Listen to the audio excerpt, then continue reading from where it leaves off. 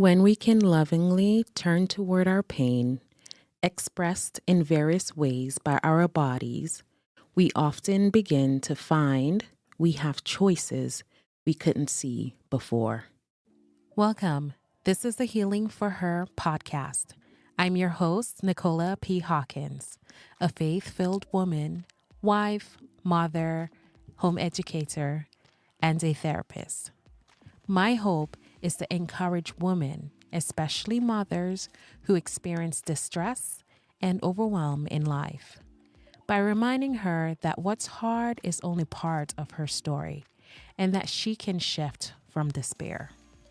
Rather, awakening, healing to flourish well by compassionately connecting with her heart to experience order, vitality, and fullness in her right now season of life. I mean, who doesn't want to walk in their God-given worth more healthfully? I invite you to linger a little longer with me and see what moves within. All right, guys, thank you for tuning back in. On this podcast, I get to welcome a friend of mine. A recent podcast, I was talking about breaking the stigma around unwanted mental, emotional health as a result of this conference I attended. I see where the eroding of our emotional and mental health oftentimes begin in our bodies and our behaviors. And I thought this quote was so fitting for it, that it is expressed in various ways. And so today I have with me, to help us get into this conversation a bit more, I have with me my awesome friend, Rachel Gordon, who's a PA, wife, mom, community, and relationship building superwoman. And so I want for her to kind of tell me a little bit more about her background, and then specifically around your transition as a from being a PA into motherhood, and how this role has impacted your own sense of flourishing, your own sense of well-being, what that journey is like. It's a loaded sentence, but we can break it down. I'm just happy to have you here. Thank you for saying yes. Yeah, I'm so happy to be here and feel really fortunate to get to be with you on this podcast. Mm-hmm. My background is I worked as a PA in Houston and Denver, and then we moved. I'm from Arkansas, but we moved back from Colorado to Arkansas when we were ready to start our family, because we wanted to be near family support. And Yes, I always intended to keep working, but I knew I didn't want to have to work full time. So lower cost of living in Arkansas than Colorado, and family to help with childcare made me feel I could better do that here in Arkansas. But so when my son was 6 months old, I had been unemployed for about a year and a half because of moving, pregnancy, the pandemic. That's a lot. Yeah, it was a lot of transition. And so kind of all my preconceived notions of what life would be like flew out the window. And so I had been unemployed. I tried to get a job when I was pregnant right before COVID, and things went sideways because of the pandemic. And so, okay, yeah. And so anyways, I unexpectedly was out of work for longer than I had planned, and was pregnant during the pandemic. And anyway, so there was a lot of stress around that time and unknowns, and we were moving back to where our family was, but we hadn't built a strong community yet. We were still fairly new. Right. And so that That's good. Okay, as you're talking, I'm like, this is when we were preparing. I was like, when and how did we meet? And I remember Yes. it was like, was it a night of worship kind of a thing? It was something. I think it was a night I of worship. think I asked you for prayer one time during Yeah, a worship night. Yeah. yeah, But yeah. now I'm thinking about, did I answer that question well?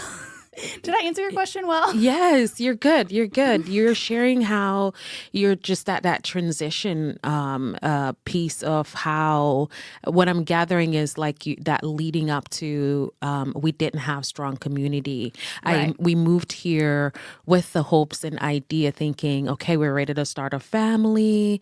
This will be good. Move back closer to, family where I can get hope, where, I can begin to plug back in. And then pandemic Right. happens, and that's unexpected. There was the unemployment naturally that can naturally happen with transitions and all of that. And then it's like, wow, the thing that I really anticipated, the thing that I was hoping to get was now deferred. Right. And Mm-hmm. I'd always expected I would work part-time because I really enjoyed my job. Right. Yeah. And so I just, it was my first kid. I didn't know what to expect and then all the unknowns. Mm-hmm. So I did end up finding a job when I was 6 months postpartum. And it was around that time I went to work part-time as a mental health research clinic. And also around that time I was diagnosed with postpartum depression. And I was started on medication. Oh And wow. so I think it all hit me then at 6 months postpartum. Like everything hit me all at once of how hard that transition had been and how it was affecting my mental health and the lack of support, lack of community. And luckily I was supported by a midwife and she was able to help me know what I needed for supporting my mental health. Really? And Okay. yes. And so I did go back to work for a part-time job. And for me, having consistent childcare, a schedule, dedicated time to go to work and get out of the house and talk to adults helped me tremendously during that time, along with all the other things. So I did that for about 2 years while my son was in part-time Mother's Day out, and it was a really good rhythm for us. He did really well with the social support of daycare. Yes. And then when he was around 2.5, I decided to stay home full-time. Really? So I've been, like all over the place of working part-time. And now at 2.5 years old, when he was 2.5, I decided to stay home full-time. And then having experienced how beneficial childcare was for him and myself, we decreased our days to just 2 days a week and still sent him to childcare. So I wasn't employed. But this rhythm has been more healthy for me personally than being stay at home with no days of childcare help. And so I think through that, I was able to see what I needed. And we both just needed a little bit of structure. And I had a lot of creative projects I wanted to pursue, which needed that like dedicated time. So I'm still in this rhythm now. And I say all that to say like my motherhood journey has been ups and downs and unexpecteds. And like we are in a rhythm now where I feel is healthy and that works for us. But it's just for now. Who knows what it'll be in the future. Yeah. But we have a second kid now and we're fortunate to be able to afford childcare for both of them. And so that's helped them socially, but it helps me massively in my mental health that I have the 2 child-free days. And it changes like what I use those 2 days for. But I try not to do like monotonous, chores or tasks that I don't enjoy. I try to maximize the time for things that like projects I'm really wanting to work on, or spending time with friends, or just things that I enjoy. Yeah. And so doing those, it's like feeding back your soul in a way, Yeah. You're saying so many good things. And I think, man, you could have done something totally different at the different kind of intersections that you were, right? It's I didn't have a job at the 6 month marker. You could have said, well, I've been here 6 months now. What at that point, that intersection made you say, I do want to go to work at this point? Do you have maybe access to that as to why? Yeah. What sparked? I missed that. I think I felt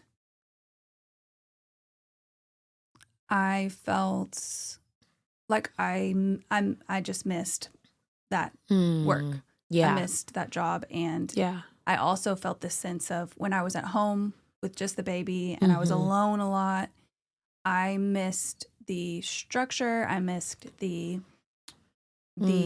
camaraderie. Seeing other adults. I missed having adult conversations. Yeah. And I missed like digging into a task or a problem and getting to see it to completion. Because with parenting, you're never done with anything. It's just it feels like it rinse and repeat. A hamster wheel, yeah.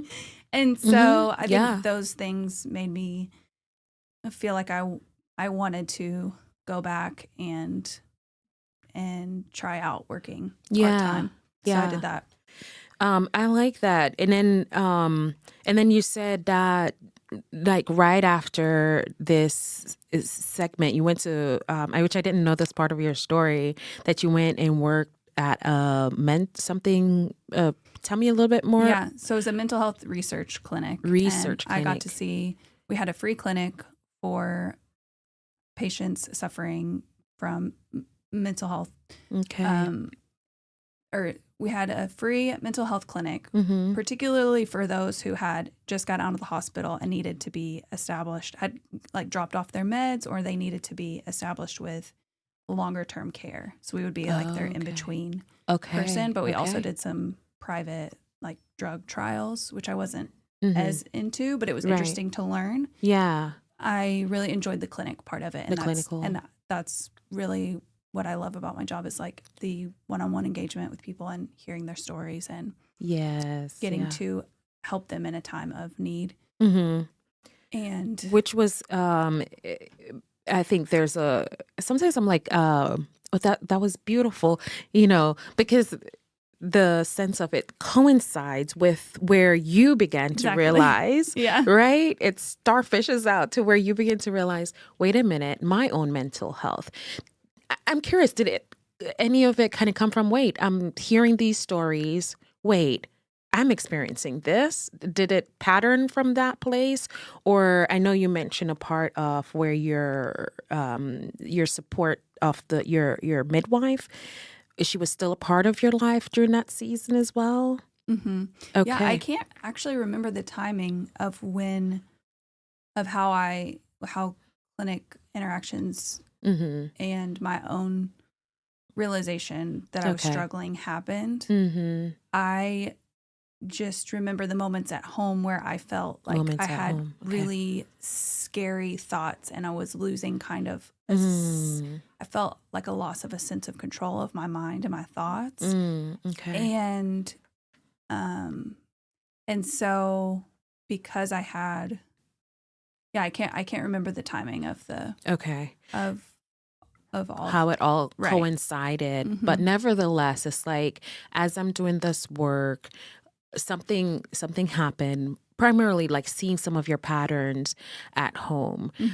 And, as much as you feel comfortable going into, I know you mentioned like the scary thought and the sense of control of my mind feeling, you can feel the shift. Your healthier self versus when you start to slow trickle into something that doesn't resemble how you typically are. And it's like, I think sometimes with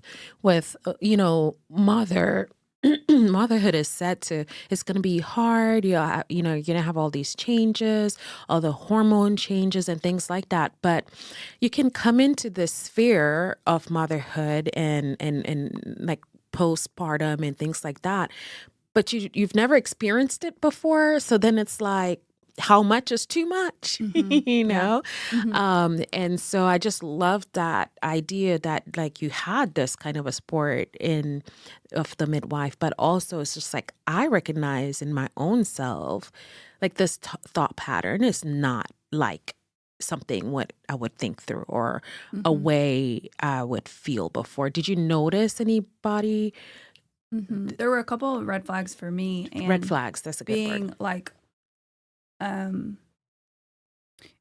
those were what was most noticeable to me is typically I know what I need to do to be well and to feel good. Yes. And one of those things is exercising and being with people. Mm. And when I was feeling at my lowest, I did not have the capacity to even do those things. Like I knew what I needed to do, but I Yeah. didn't have the energy or capacity to, to do those things. I just couldn't. Mm. And so that was a big, like that was a sign to me that there was something off, Yeah. as well as um the scary thoughts of like I Yeah. would just think of worst case scenarios, Okay. and I have just just thoughts that would go Mm-hmm. too far of like what if I lose control and like I hurt myself or my child. Which is like no mom wants to think that. But when No. you feel something like that surges up, it's like, whoa, Yeah. so that's a great like you said, red flags or markers, Hmm. you know. So you have these signs, and I think my heart wants to speak to moms who may not have the midwife, who maybe be alone, may be thinking, I just want to stay at home. So maybe there's not another intersection to like have some kind of contrast. And so they're like the slow decline into this place. And so I love what you're saying. Here are the markers. Here are the things that I know I typically like doing. I like exercising. I like connecting with people. Oh, wait, no, I'm not doing those things anymore. Hmm. How did you, from these signs, how did you shift gear, if you will, into something different? Yeah, I was helped a lot by so like I said, I think accessibility to your healthcare provider is really important, and I like what is typical right now for OB typical OBGYN is you're done at 6 weeks.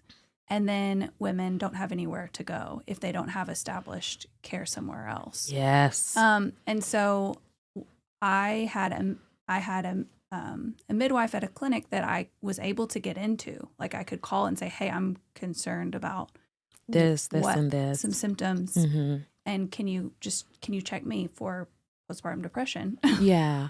Yeah. And that's it. And she was able to get me in. And so for me, just even the acknowledgement or sitting with someone who was able to make check in and make sure I'm okay and assess me Mm-hmm. and say, and like I could cry to in the room and be vulnerable with, Mm. and her reflect back to say, no, I do think you need extra help right now. Like this is not normal. You are not okay. Mm. And I want to help you. Mm-hmm. Having someone like that you can, I think is so important. Having someone like that is able to be there for you and support you in the ways that you need and is accessible, someone Yeah. that you can get to easily, and that Yeah. there's not going to be a lot of barriers for you to get to them. Yeah. So for me, I did need to be on medications, and it helped me. And I also went to therapy. Mm-hmm. At that time, it was telehealth once a week. Hey. And so I did need that external help at that time of being on medication and seeing a therapist and Mm-hmm. talking through those things. And I could feel a shift once I had done those things for a few months. I was able Yes. to then put back into rhythm my things that I know normally make me feel better. And Mm-hmm. so only Mm-hmm. after a long time of doing those things, I was eventually able to get off of my medications. Mm-hmm. And be able to do all the things that they take a lot of energy for me personally to do to be well. But I have that energy now to be able to do that and continue to be okay and mentally well. Say that again. I don't think, I sometimes don't think we realize as human beings. I mean, on the side of being in therapy, practice in, sometimes it's like, how long is this going to take? And for different people, depending on their histories or how much they have in their backpack. And we all, let's say, have our individual backpacks with a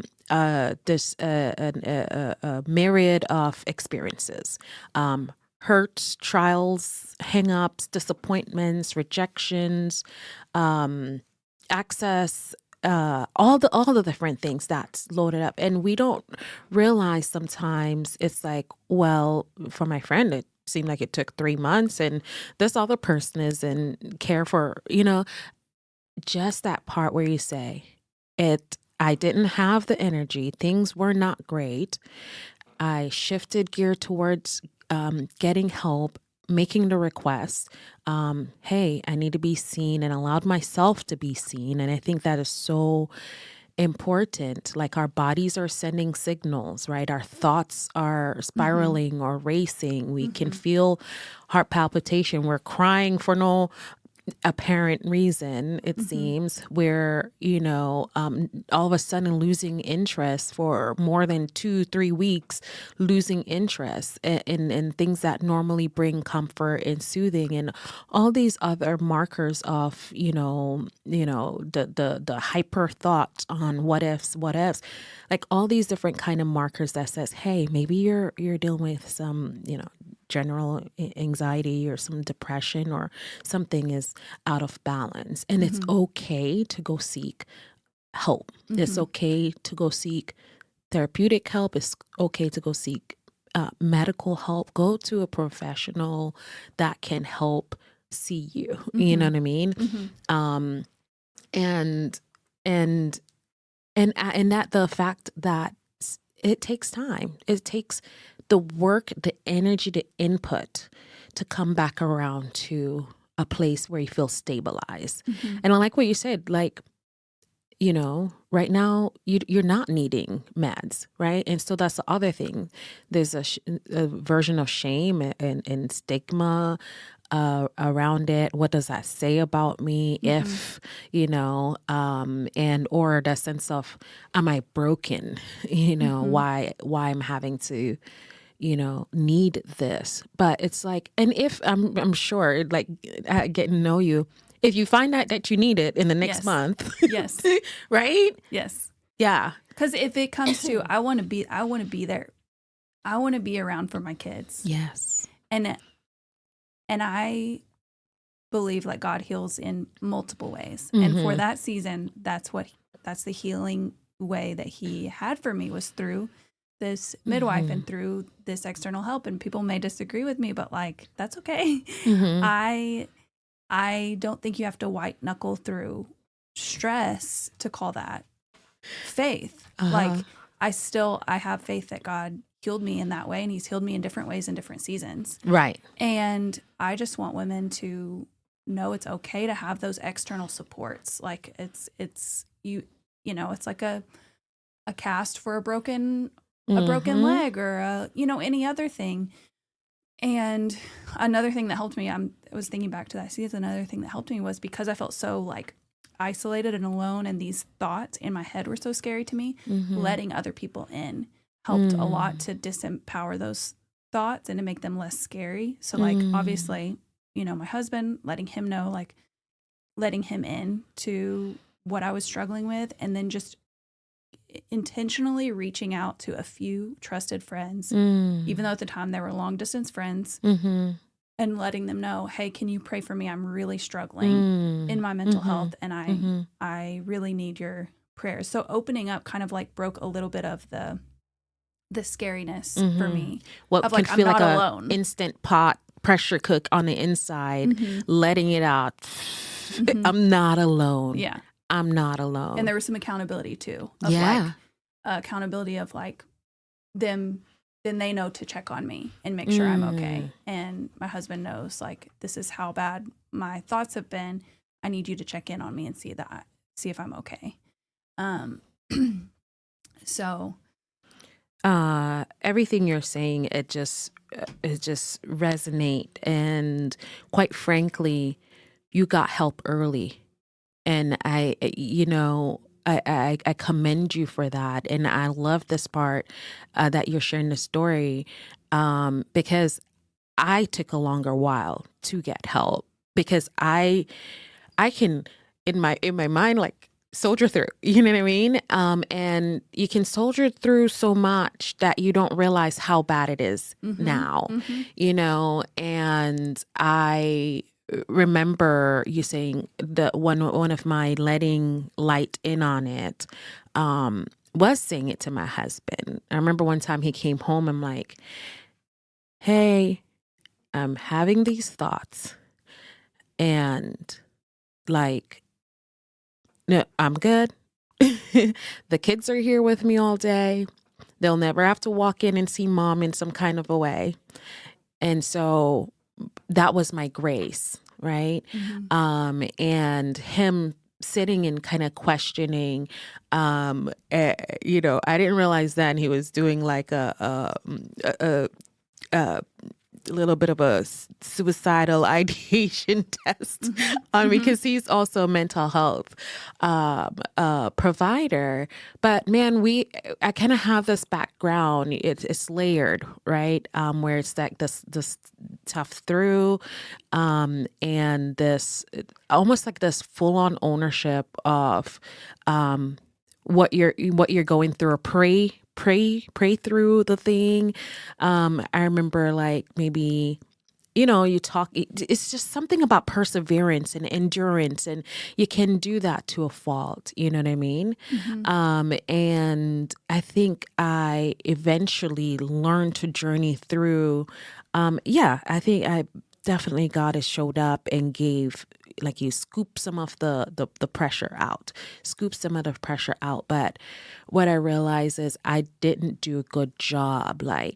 That's a good job. But when I reflect back, it's there was so much pain and it was so compact, that I didn't even know how to, when people say sit with your own pain, I didn't know how to share it well. And it was that cascade of how do I get into all of that? And then interesting hang up is we lived here and we were not around family. And I, this whole journey, of how do you plug into community? And I just kind of think about, well, if I go to therapy, it's going to be weekly, it's going to be childcare, it's going to be cost, it's going to be, it's just all of that. And, it just feels like a time investment and a financial investment, and it feels like you don't have it. And so you're like, I'll just go hiking today. I'll just go by the river today. But all those things are good, but it didn't sustain. I'll go and, connect with friends to the level that we do connect, but it didn't sustain for as long. It was when I learned later on to really sit with and navigate through, and eventually going to a therapist, and me going through school and this whole process that allowed me to become a little bit more freer with my pain place. Right. And so it's this a lot of sentences, but it's this in this conversation of you don't have to white knuckle through. You don't only have to stay in isolation. I did have friend in at a distance, really close friend at a distance, that we would call and will basically check in. And so I think that was also part of my saving grace, right? But I love what you're saying. Don't do this alone. Seek the help. And you have your kids I think when we went to the maternal mental health thing, you're like, the mothers are more likely to we're going to take our kids to see the pediatrician. But like you said, that 6-week part that comes, but then there's like a drop off. The 6-week postpartum for the female comes, and then there's like a drop off. There's not a continued care for the next year. But you're bringing feel like you bring your baby in every other week. You know what I mean? Yeah. So talk to the pediatrician. Yes. I remember sitting in the room like, dang, when she would ask me question about them, it made me reflect. And I'm like, ooh, you know what I mean? Yeah. And so even that was another way of help scooping off, but it wasn't necessarily directed specifically to me. But yes. Do you have more to say on that? If talk to your pediatrician. Yeah, well, there is a concerted effort now to see for pediatricians to check on mom, and but even if they don't bring that conversation up, you can ask them to help you navigate the system of. Is there someone you can recommend to me to see and talk about this further? Yes. And so that's what I mean is like just find someone that you trust, maybe that you're already seeing regularly, either for your kids or try to think about, just someone that you trust that has the ability to see you, hear you, and help you. Yeah. But that is a really big issue, and something that I'm trying to think through and try to problem solve in our community is the problem of women who are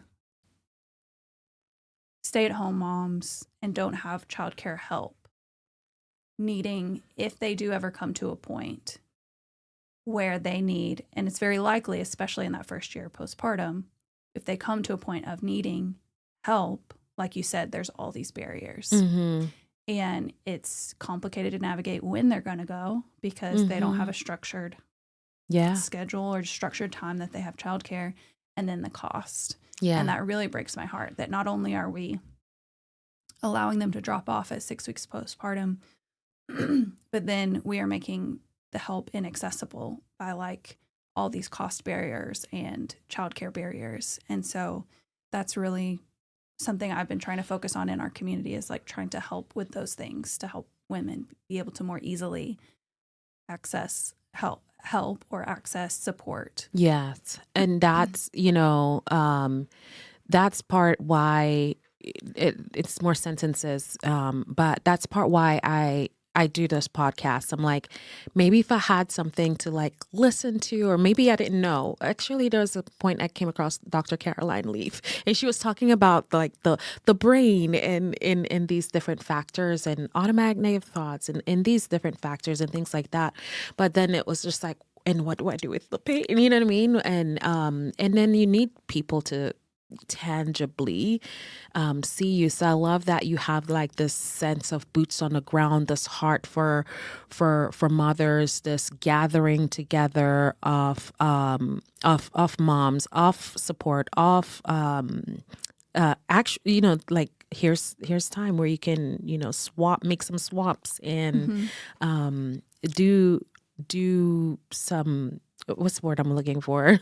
Childcare and things like that. So even if like, there's a connected place you can do childcare, now you feel like you have some space to go do your things, your mental health, the things that bring back life. If you're exercising or, whatever that is. Right. Okay. So anything else about that part you want to share in terms of, I hear you shared a little bit of what sparked your interest in building the community you did. Do you want to say anything more about that community? Yeah. So about a year ago, I got off social media completely. I deleted all my accounts. Wow. And somehow that lit a fire under me to create like real intentional in-person community. Because I saw how much it was social media and these superficial ways that we seek was keeping us from the real thing. And I looked around and saw we're all doing this really hard work of mothering alone, isolated. Mhm.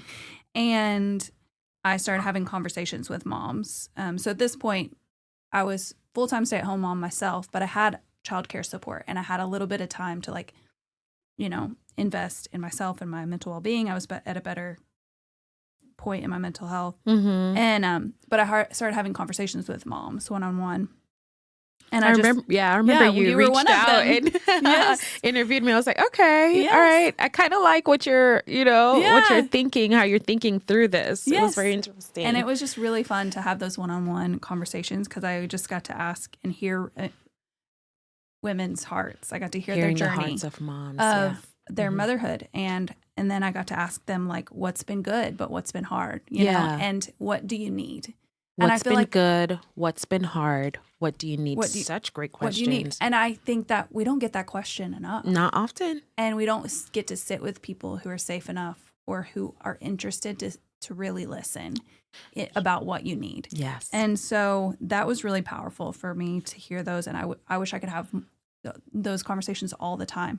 But during one of those conversations, my friend Allegra mentioned the making a group me. So she, Mhm. and we talked about childcare swapping because that just kept coming up in these conversations of like childcare. What do I need? And childcare. if I need to go on an appointment or whatever it is, it was just a big barrier. And so she came up with the idea for a group me, and we started it around last year with the idea of trying out childcare swapping and to rebuild the village because like we have lost the village, and so so it's been really clunky, but it's been really clunky and much like an experiment. But we have a large group of women that are on this group me, and we're trying to build it together, just rebuilding that village together. And you guys are not all showing up for perfection. No, no. And it's like, it's hard because we're all in the trenches, but we're trying to be each other's village. So I would love to start building more intergenerational, community, and having women in different seasons being able to help one another, because all the ones in this group are very much just a lot are in the early childhood. Yeah. And so, yeah, we're learning and but we're trying to like support each other in these barriers and help one another thrive a little bit more, or like get out of survival and thrive more. And so yeah, the idea is just to have like in-person play dates, have some childcare swaps, have some structured programs and meetups and things where we can build community and build support for moms. Can you speak to this a little bit? Like, with there are moms listening, and I was looking at my demographics. I'm like, wow, Vietnam and Venezuela, like somebody from across the ponds and around the world. I see the uptick of the podcast being downloaded and listened to. So there's so many different communities, I'm sure. And what does community look like? And how does community come together for like this various demographic? But I think the questions that you went about interviewing these moms, I'm getting emotional. The questions that you went about interviewing these moms, I think they're standard. What's been good, what's been hard, and what do you need? So I don't think like there's a barrier to these questions, right? Because it's at the heart of the things we carry as mothers. So can you maybe speak to that? Maybe if somebody's listening and they're lonely, maybe to empower them, encourage them to take these 3 questions and turn to the mom in the coffee shop or at the library or in the lane next to them, That's such a good question. I think you can either be the one who asks those questions, or you can be the one who just openly shares, without someone asking you. And I think both of those ways of sharing or asking are going to be really powerful for connection and for vulnerability. And I think that if you do have extra capacity to be able to be the question asker, then you can be like, it only took just, it doesn't take a lot. It just takes a lot of intentionality. Like if you have a little bit of extra capacity, you can ask those questions to a group of women, and then you can all figure out how to support each other based on those answers. Yeah. But even if you don't want to rebuild the village in your area, you still can have a sense of solidarity and connection by either being the first one to be vulnerable and say, hey, man, yeah, this has been really hard for us, but this has been really good. And I wonder, do you know, I have this need. Do you know of anything around that could help me with it? You know, then that can build just trust and vulnerability and relationship with that other mother that you're sharing with. And then they'll be able to open up a little bit more to you, because so often we get stuck in these like surface level things of like, what are the kids doing? And what are they, what's their schedule and all those things, when really we want to get to the heart. And that's what's going to be that healing work. Yeah. Beautifully said. Thank you so much. Yeah. That is, as you share, like what can you share hope for moms? I think we might have similar hopes for moms. I want moms to thrive. I see a lot of moms just surviving, and I've been there. Totally. Too. Yeah. And I want moms to thrive, and I want them to be able to to say that with their full selves, like they're thriving. I'm thriving. And I think that's hard. You need a lot of support, and you have to do a lot of, there's a lot of effort that requires getting there to that place. But I want women to be able to thrive, and I want them to be able to say like confidently, yes, I'm thriving. And I think that takes the village, and it also like it takes having a support network, having a community, and it takes being comfortable asking for help and practicing asking for help. I love that you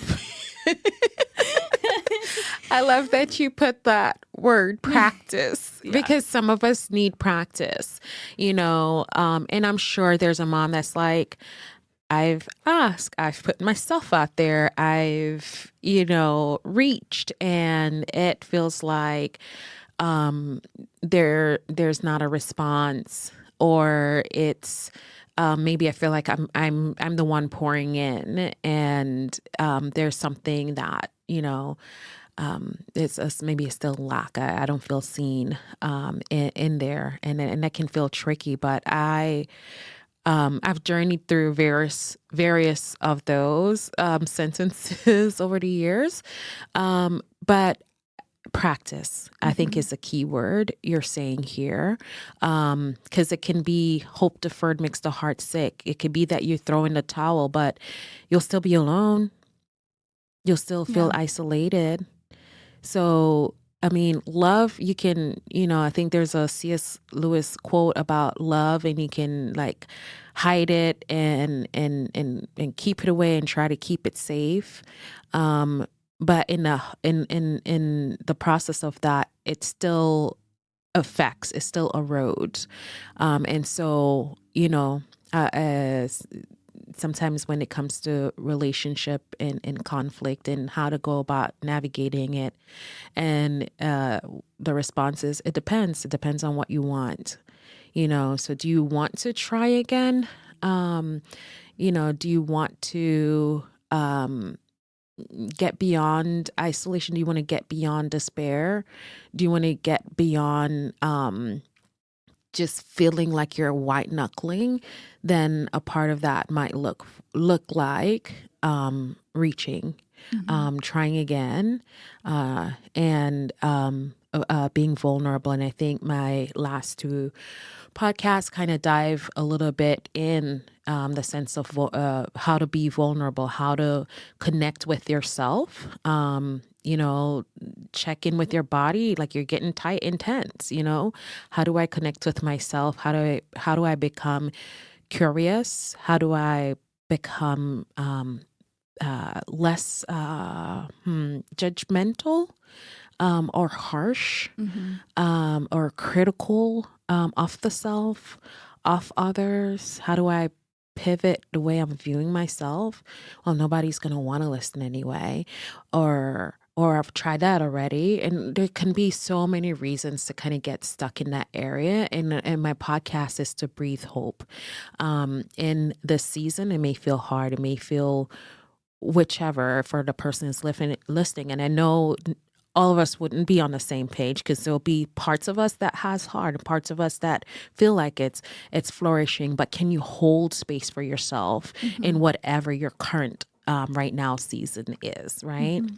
So I love that. Love your heart. You want to hear the moms thriving.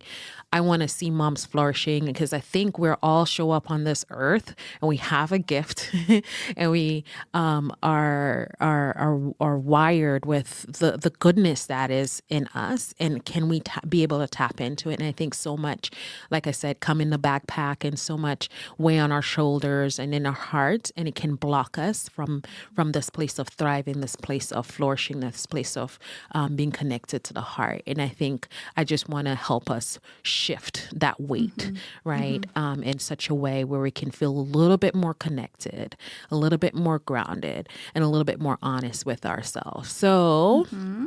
thank you so much for, again, just being open with your experiences. I know, I don't know, I'm like, find myself debating a little bit, but I know I've worked full time. I didn't have any children. I've had the kiddos, and I've been picking away at my degrees since they were 2 years old, and my eldest is now in her 20s, and so we have like a different ages of children. And it's looked like I've worked on my degree while they were taking their naps, and I've been in school for a good bit of their years, part-time taking classes, and then there are times where I was full-time student and part-time work, and they were at school. And larger part of our experience is that we've homeschooled, and I've been a full-time homeschool mom, and I think this was the particular season where I had a lot of that uh, ups and downs, let's say, and where I could have used and reached for a different kind of help more so for my mental state. I've since gone to school and worked part-time, and I spent 2 years doing that. Working part-time and then still homeschooling throughout this, majority homeschooling throughout this, now learning better how to ask for help, and or keep being persistent and not collapsing in my own system, right? Do you notice a difference per your experience in mental health and needs of maybe stay-at-home mom differing from working moms? Have you ever given thought to that as you've worked for those 2 years while having your babies? Mm-hmm. For me, my personal experiences,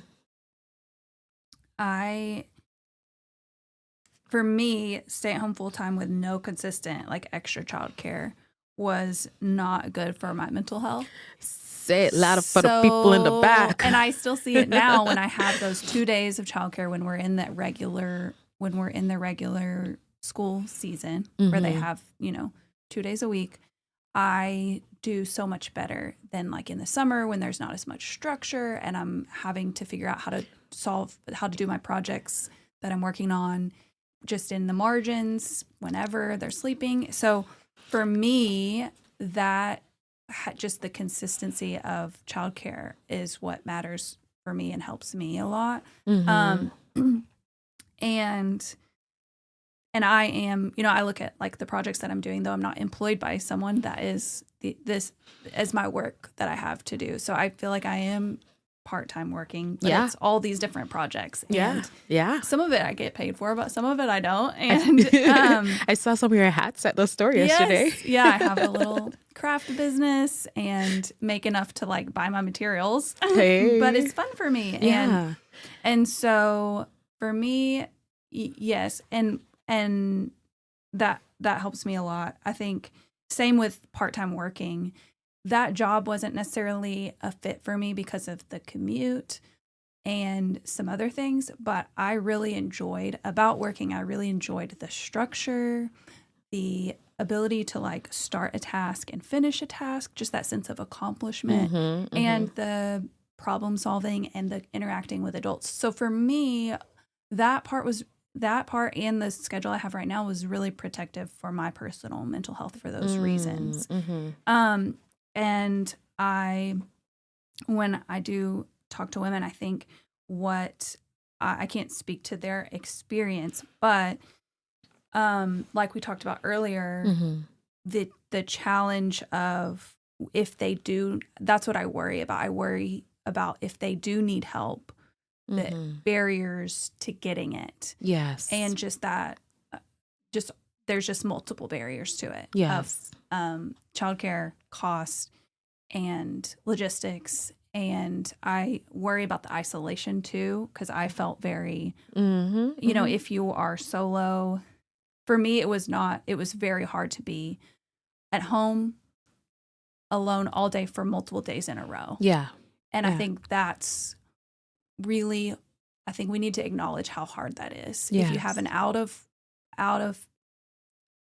a spouse that works out of the home and you're home solo, especially adding the load of homeschool, you're doing all that work of managing the house and parenting the kids and doing nap times and doing homeschool. Like, we need to acknowledge how much work that is. And that is very hard to do alone. And so that's I think I am not in that experience right now because I do have help. Right. But to me, that feels like so much work that's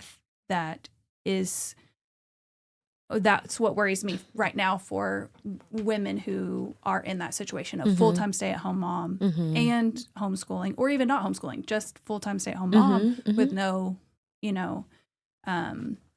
without the extra childcare or without family around. Especially, I think family can be so helpful if you have someone that can consistently watch step your kids. in and give some reprieve.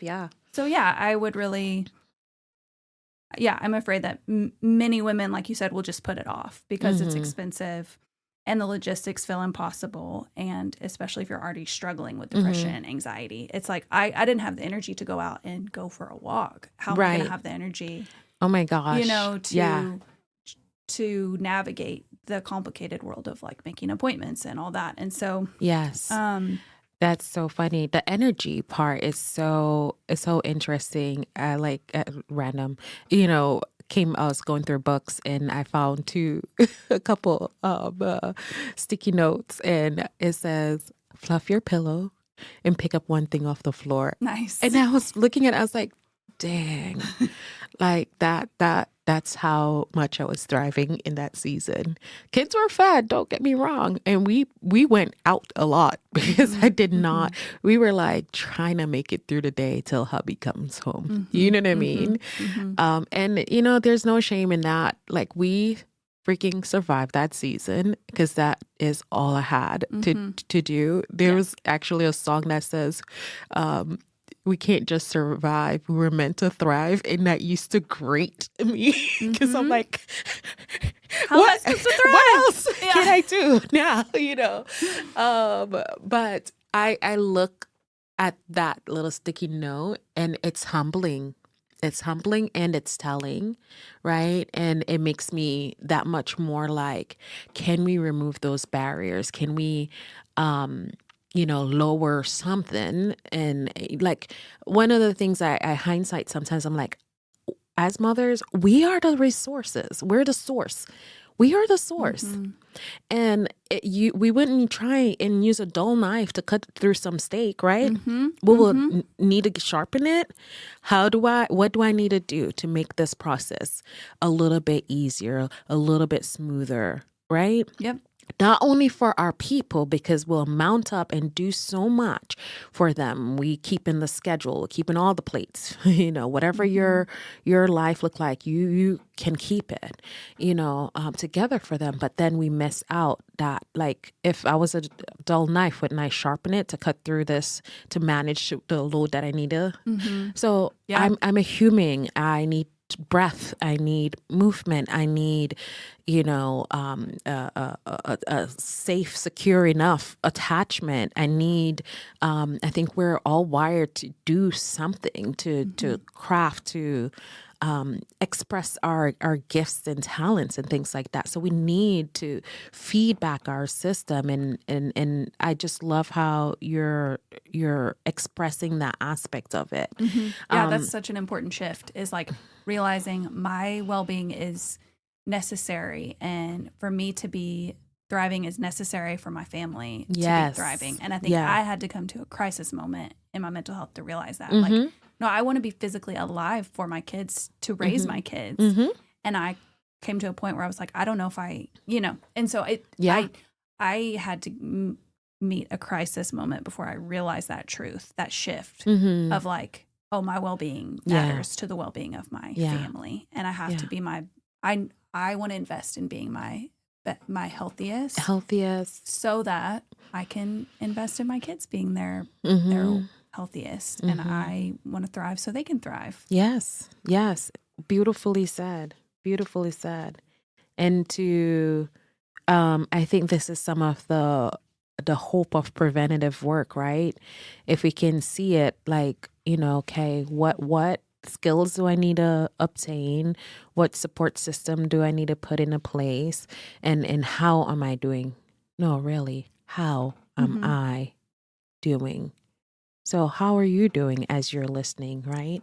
What's resonating with you? What do you sense that's shifting inside of you?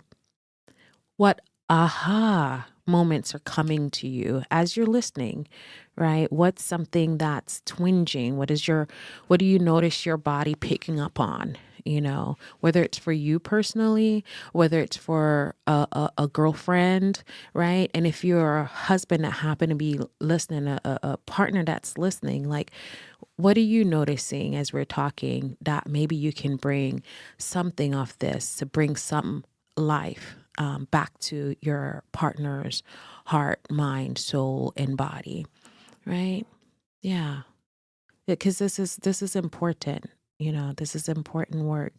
And I think even as I say that, my mind go back to how something I was reading, and it says how the spouse is secondly impacted by the wife's emotional, something like emotional, mental state well-being, and that if she is not well, then he can become, in a way, some percentage, I don't know, 20% or something like that, unwell. It's a floating memory, clearly, and I don't have specific data in front of me, but I mean, the wellness of the household and everyone in the household matters. And then there's like, the sense of mother's nervous system and mother's well-being, how that impacts what our children notice, what our children feel, what our children pick up on us, from us. Even this week, my husband was out of town traveling, and I invited my younger ones to, would you like to do a sleepover?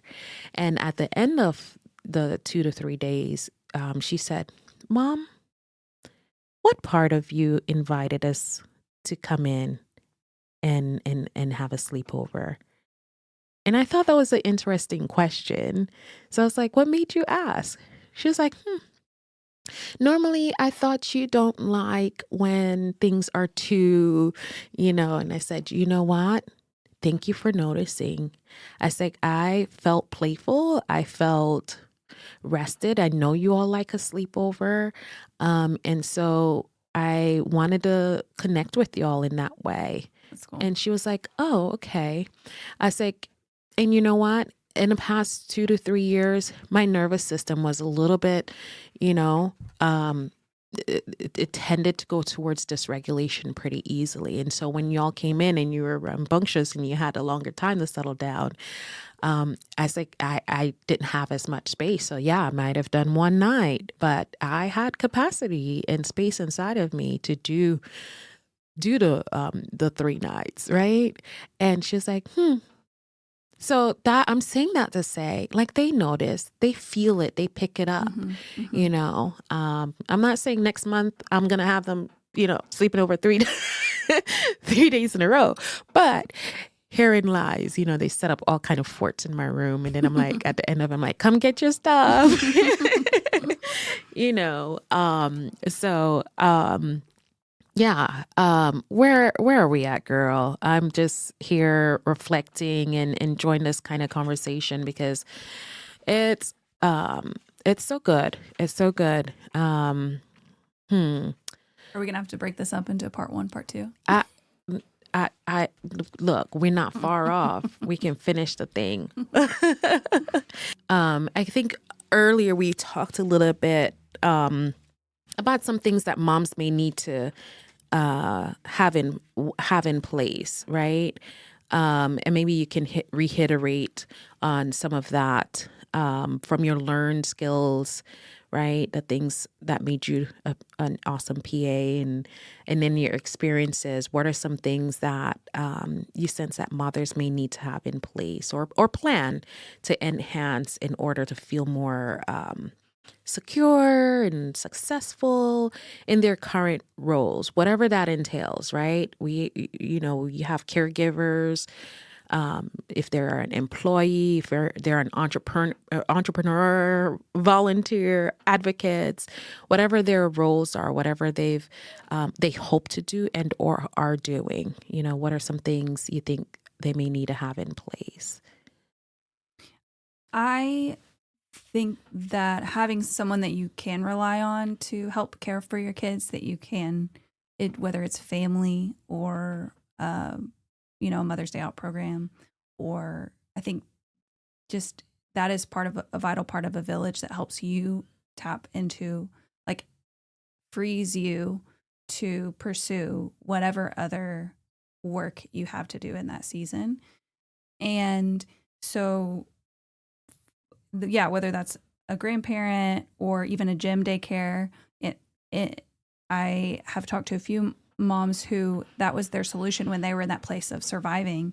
They found a gym where they could go to. And I thought it was a creative and really beautiful solution, though it's not accessible to everyone because it's really expensive. The memberships are, but like they were able to get childcare, time to themselves, and movement all in one. When we first moved here, I did do that. Yeah. I totally forgot. We did that for a year because I was training for that half marathon to go back to New Orleans to run.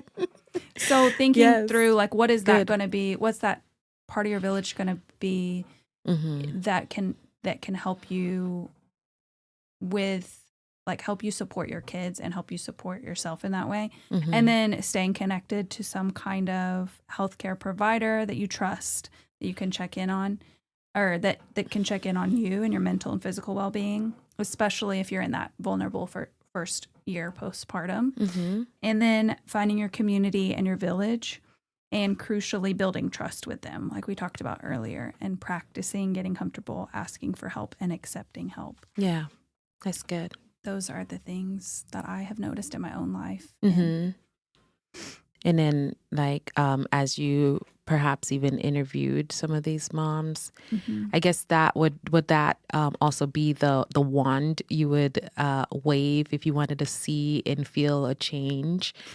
Like, would those things if be I had a evident? magic wand, I would go for some big changes that I think Roll 'em are out. at the root of all. Like, I would love to see accessible and affordable and flexible childcare options, which we are just really lacking right now, as well as accessible, affordable healthcare.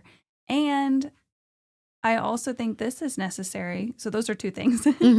And then thirdly, I think workplace culture for those that are working full-time, part-time, the workplace culture for both moms and dads, I think, needs to change to become a lot more flexible for parents with young family members. Yeah. Because if you had, say you have this stay-at-home mom full-time who is solo parenting day in, day out, and the dad's working outside of the home, what if that workplace was a whole lot more flexible for that dad to recognize his season that he's in role, and help him prioritize that and have a more flexible job where he can be in and out a whole lot more, and it can be more equal. He can be more present at home, you're saying? Yes, but still get work done. I just think that there's a lot of change there that needs to happen too, of like not just flexibility for moms who want to work, I think is really important. But I also think just for all parents to have that flexibility is really important too. And I feel like that we're a long way from all of those things. Hey, we can hope, right? We can hope and sprinkle some dust. I don't know. Just pray. It's like you do wish some things can feel different. It's almost like you have to be an entrepreneur and carve out the space to, you know what I mean? But if you work a typical or the traditional hours of 9 to 5, it really sometimes it feels like a 8 to 6 for many. Then what does that look like to consider, yes, I'm working for this place and there's a bottom line, and the place that I'm working at is highly concerned about their bottom line. They're not really thinking about Susie at home with Julie and Sam or Cedric, or you know what I'm saying? It's like they're not really thinking fully about the family, but it's nice when there can be corporations that can say, maybe here are for this set time period, while even just that first year, have some time off, bond and learn your child, and then whatever else that could. I'm with you. It's all I'm saying is what would that look like, and what would policy look like? But yeah, I think more conversations on how can a spouse even support their wives, the main caregiver, in a sense of with their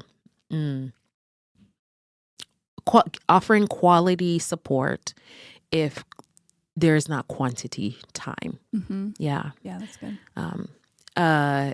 Rachel, what are ways you are healing for her? I am healing, and you're asking this question, how am I healing for her? Like, as in yourself, how do you continue to hold space for you? Or if you're journeying, this little girl inside that had hopes and dreams, whatever wounded self that you just remind that wounded self, I'm still doing the work, right? Or your growing present sense of self, whichever version. You don't have to express what it is, but how are you healing for her? Yeah. I have been learning a lot about my God-given design. So the way he made me unique to reflect his love in a way only I can do.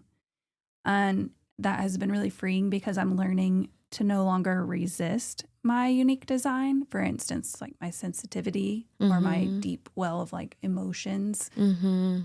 And so I'm learning to no longer resist that design, but embrace it. And I'm also I'm no longer trying to conform to how someone else is made or how someone else thinks that I should be. But I'm learning and leaning into hearing how God made me to be a deep feeler, a deep processor, sensitive, intuitive, creative, visionary. And I'm no longer resisting it and saying that I want to fit into a box. And that's been really healing for me. I'm trying not to push myself to be someone I'm not. And I'm listening to my limits. I'm resting when I need to rest. And I'm saying no to things that aren't good for me and saying yes to things that are good for me and that excite me and that energize me. And the things I'm uniquely called and equipped to do. And then this trickles down to my kids Yeah. in this way too, because I want them to see a mom who's fully alive and present in their lives, but also in my own and in my community and my neighbors' lives. Oh. So I'm making more space for rest, for play, which they have taught me, for accepting my limits. Yeah. My husband and I repeat this to each other of I as I disciple my kids, they are discipling me. So they have true. taught me. I am a student just as much as like they are. They have taught me as much, maybe more than I've taught them. And so true. Yeah. As I lean into my unique design, since I'm learning to have grace for myself, these lessons and spirit overflow into my kids. So I'm learning to make ample space for their rest, for their play, for their emotions, and taking the posture of a student trying to learn about them and who God made them to uniquely be. And I'm asking, like, how can I empower them to use those gifts and abilities in the world around them to bless other people? Because God has shown me I don't need to fit into a box or mold. So I now have the freedom and wisdom to not try and fit them into a mold or a box as well. And a couple of verses came to my mind when I was thinking about this journey. And there's one that says in Romans, do not conform to the patterns of this world, but be transformed by the renewing of your mind. Then you'll be able to test and approve what God's will is, his good, pleasing, and perfect will. And then in Ephesians, it says, for we are God's masterpiece, created new in Christ Jesus to do good works, which God prepared in advance for us to do. Yes. Those are two awesome. One, I like how they're combined.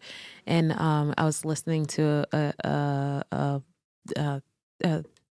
lady expound. I think her Instagram is My Mind Joy, and she was expounding on that, and she was saying that being the first scripture of renewing your mind, because that's one of the scriptures I feel like the Lord used to minister to me in that season, and she's saying this is your experience, how your experience is not just, not just the brain and our thinking and that, but just how that is reshaping our belief, our experience, and how that shifts even our heart. You know what I mean? She's talking about that fullness of the self, how that part is also being renewed. Anyway, random, but I feel like it's so expansive. I love what you're sharing. Thank you for reflecting with me, having this conversation. I hear so much of your heart. It goes back to what is this, where am I at in all of this? How is my wellness in this? How do I get connected and plugged in with others, and if it needs to be medical others, and how do I create the infrastructure that I need to help support me, be it my children are in a part-time program, be it that I do childcare swaps with other mothers, be it I just don't, when my kids are out, I try to use that time to rebuild and nourish my soul, my being with other moms in communication and conversations, or that I'm crafting.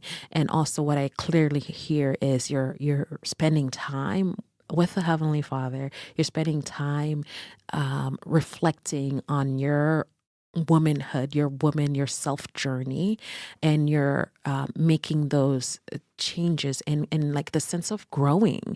You're growing up, you're learning with your babies are learning with you. And not, it doesn't stop there in your household. You say, I want to do this all, and I want to take this, and I want to be well so I can go out and share wellness with my community, and so that I can see other moms, I can see other women who are in need, and help link arms, help them get the supports that they need, and feel seen, feel heard. And so, thank you for your unique you. And yeah, I think that's it. I could sit here and clearly have more sentences and conversations with you. But I'm so grateful for this connection. I guess. Too. Thank you for having me on. This is my favorite thing, having deep conversations. So it's so cool to have it like with you and record it as a podcast and to be so many things that I deeply care about with a good friend. Yeah. So y'all just keep dreaming, keep hoping, and build those necessary structures and skills that you are realizing you need. And hey, pat yourself on the back if you have been doing all the above or figuring out how to navigate doing it. And the biggest thing is saying, I need help. And so until next time, thank you for listening. I hope this experience has allowed you to connect within and that you feel inspired to flourish well. Until next time, keep healing for her. It is worth it. You can follow us here and reach out by emailing us at healingforher@gmail.com. That is HEALING, the number 4, HER @gmail.com. Thank you.